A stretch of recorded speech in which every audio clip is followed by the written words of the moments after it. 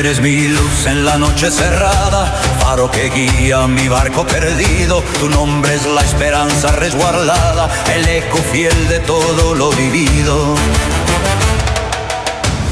En cada sombra resplandece tu alma, brotan tus gestos en mi desventura. Tus palabras son bálsamo que calma, y tu abrazo mi escudo y mi armadura. Por ti resisto el frío y la